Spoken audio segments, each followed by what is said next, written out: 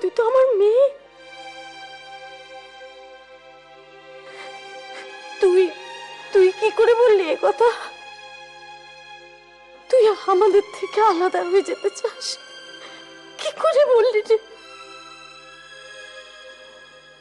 কেন মা? এখন তো নন্দিনী এসে গেছে, ও তো বাড়ির সব দিক কি সুন্দর সামলাচ্ছে। আর তোমরাও তো ওকে এই বাড়ির উপযুক্ত বউ বলেই ভাবো, তাহলে কিসের এত অসুবিধে? যদি আমরা আলাদা হই। অদিতি,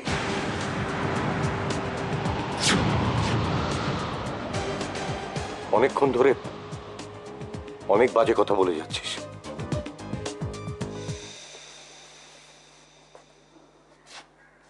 কি ব্যাপার মা, এরকম থমথমে পরিবেশ কেন? গম্ভীর আলোচনা চলছিল কিছু? তুমি বুঝতে পারছো না?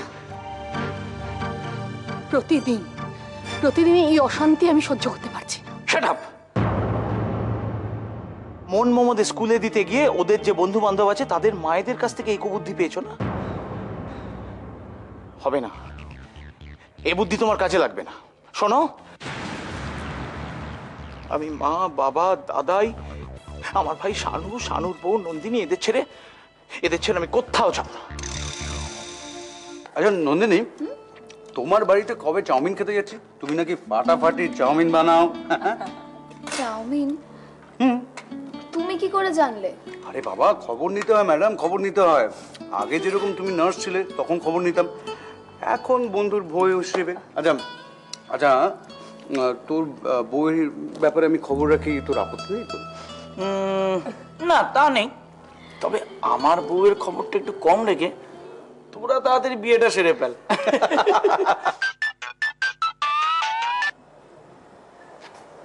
হ্যাঁ বলুন মিস্টার আগরওয়াল। আজ আমি খুব খুশ মেজাজে আছি দাদা। তাহলে সেই খুশির ভাগটা আমাকেও কিছুটা দিন, আমিও একটু খুশি নিই। আজ দুটো চিড়িয়ার দেখা পেলাম, চ্যাম্পিয়ন চিড়িয়া।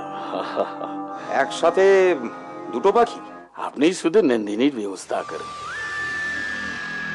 এটা আপনার দায়িত্ব। হ্যাঁ দাদা, আপনি দিনকে দিন বেকুব বনে যাচ্ছেন।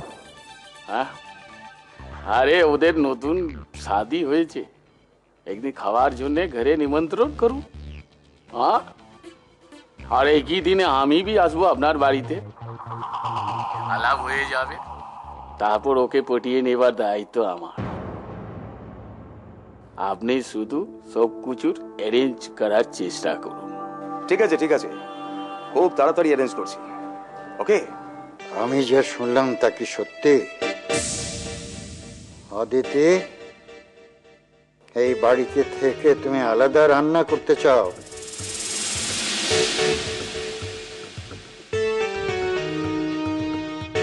কারণটা জানতে পারি কি? আমাকে জিজ্ঞেস করছো কেন দাদাই? তোমার নাতিকেই জিজ্ঞেস করো। কি? দেখো, আমি কিছুই জানি না এসবের, তুমি কেন শুধু শুধু আমার নাম জড়াচ্ছ? না, এইভাবে আপনি বলবেন না বাবা। দেখুন, ওরা ছেলে মানুষ, ওরা কিছু ভুল ত্রুটি যদি করে, আপনারই তো দায়িত্ব ওদের শুধরে দেওয়া, তাই না? একটা কথা তুমি বুঝতে পারছো না বৌমা, আমি আলাদা হতে চাই। অদিতি,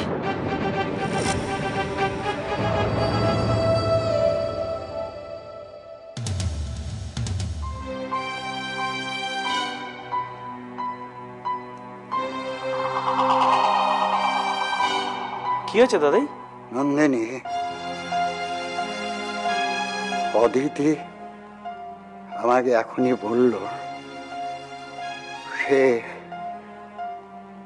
তার জন্য, তার স্বামীর জন্য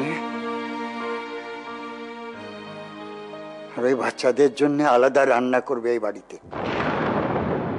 সোজা কথা, আলাদা সংসার করতে চাও?